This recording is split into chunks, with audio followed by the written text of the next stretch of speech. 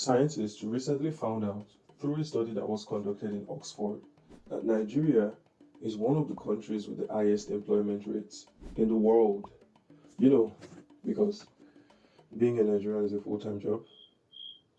It's safe to say that most of us, if not all of us, need therapy, which is kind of sad because most of the people either can't afford it or don't even acknowledge the existence of their mental health.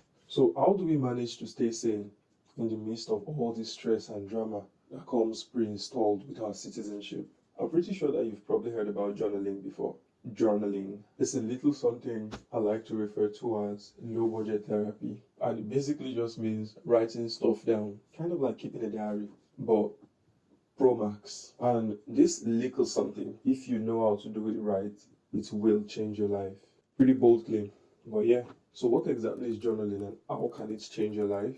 How do you start? What do you need to start? How often do you need to do it? All these are very, very important questions, and I'll be answering them in today's video. And hopefully, by the end of this video, I will be able to convince and not confuse you that journaling is the fastest and cheapest way for you to get your life together and be happy in this country, irrespective of whatever life throws at you. Hello, I'm Emisi Olua. And before we proceed, I'd love to give a disclaimer. As much as I am a psychologist in training, I am not an expert.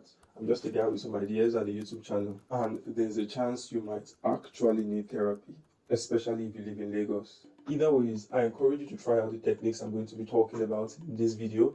Keep whatever works for you, and feel free to throw away the rest.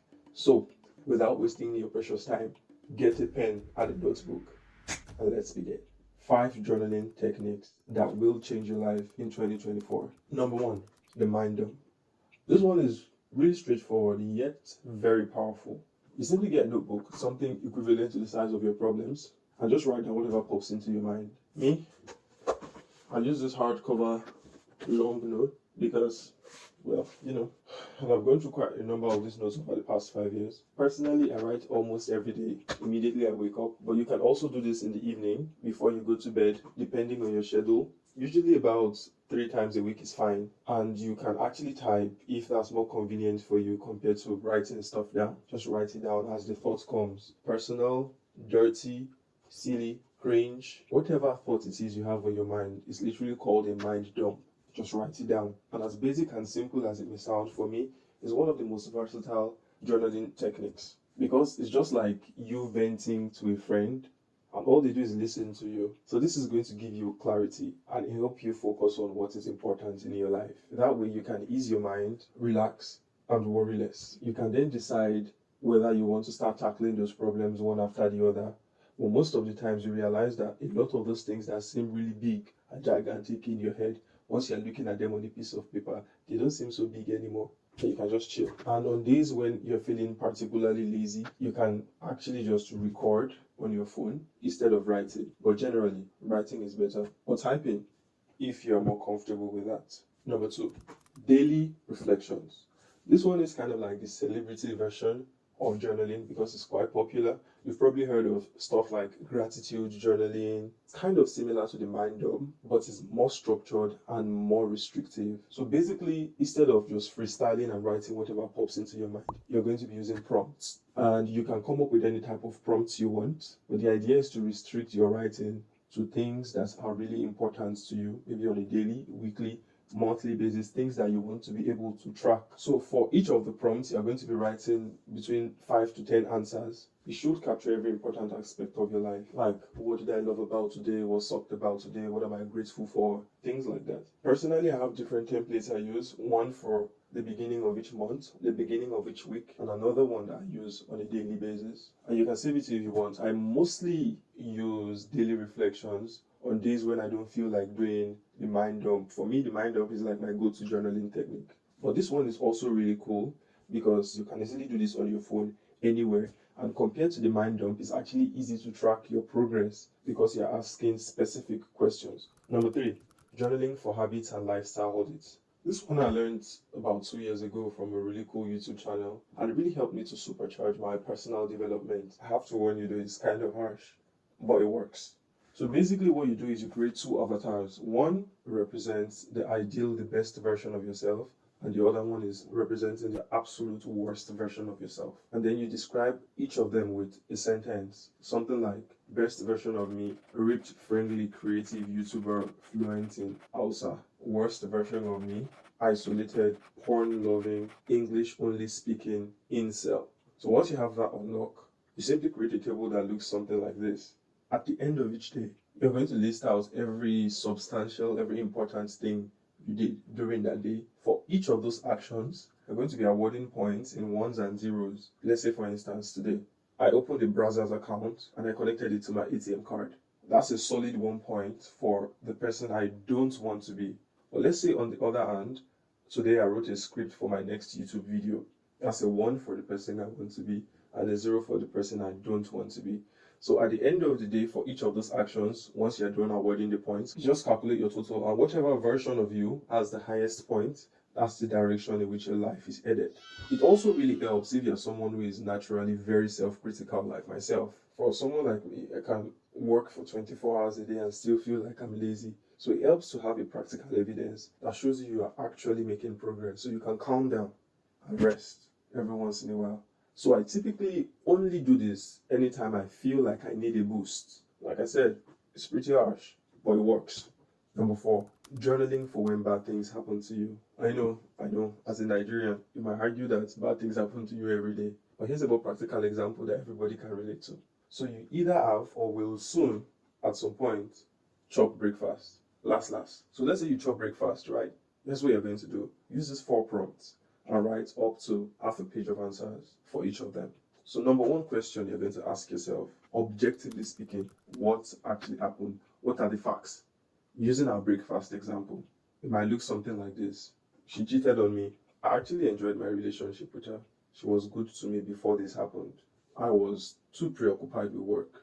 Once you're done with that, you go to number 2. Number 2 is, what is my interpretation of what happened? Fear women, all they do is lie. I can never trust anybody again. I'm a terrible, unlovable person. Love is a scam. Number 3 question you want to ask yourself is this. If this exact same thing happened to my best friend or someone I really love and care about, how will I comfort them? Well, it happens to the best of us. Bonds are meant to break in war. Hearts are meant to break in love. You did your best. It wasn't your fault. Comforting and supporting words, basically. Now, this is the last question. How is this the best thing that happens to me? Thank God I didn't get married to her. Now I know what to look out for in women, especially if their name is Precious or Jessica. So basically what question 1 and 2 are doing is, it helps you to understand that events are really just events, and it's your interpretation of those events that makes those things either good or bad. The 3rd question makes you treat yourself with love and compassion, because it's often very easy for us to blame ourselves. It's very easy to say, oh, I'm dumb, I should have seen all the red flags. And maybe you are truly, maybe you saw all the red flags, but you still deserve love and compassion at the current moment. And looking at that particular event as though it happens to someone that you truly love and care about helps you extend that same care and compassion to yourself. And question 4 helps you give a new meaning to these events that you initially labeled as bad. You now have the courage to reinvent what happened, extract lessons from that particular experience that will guide your actions in the future. Now, this is not to deny that what happened wasn't bad or painful. I'm sure it is, and it helps to actually acknowledge that too. We're not running away from the pain, but many times pain is usually the price we pay for valuable experience. Pain usually comes with a lot of lessons. Number 5 journaling technique that will change your life. Journaling for your to-do list and decision making. This one is almost self-explanatory. Basically, you just list out all the things you're supposed to do. That's your task and your obligations, and then you list out all the things that you would like to do, so your interests. Then you audit them with the following questions. What is non-negotiable? What is exciting? What one thing, if I do, of all the things on this list, will make every other thing easier? And then, this one is a classic, the old Pareto principle thing. So what 20% of the things on this list are bringing 80% of the result I'm seeing in my life? At the end of your audit, no matter how many items you started with, you should have at most 15. I actually feel like this one deserves its own video, because typically I would have a monthly version, a weekly version, and then a daily version. and I use Google Tasks to organize and keep track of these things. So let me know in the comments if that's something you would like to see. And I also believe in leaving space for randomness and fun. I'm not yet at that stage where I can account for every single hour of the day by time blocking. So I try not to be too strict or hard on myself when I'm selecting what to do and what not to do. So yeah, there you have it. 5 journaling techniques that will change your life in 2024. Try out all the ideas. Keep the ones that you like or you find useful. Feel free to discard the rest. Also, very importantly, if you are using a pen and a notebook, like myself, please keep your journal very safe in a private space. I'm talking from personal experience. You don't want anybody snooping through your journal. It's really personal, so feel free to ask me any question in the comment section relating to journaling. And as always, thank you so much for watching till the end. Don't forget to like, comment, and subscribe. Also, turn on post notifications so you'll be the first to know whenever I drop a new video. And I'll catch you in the next one. Peace.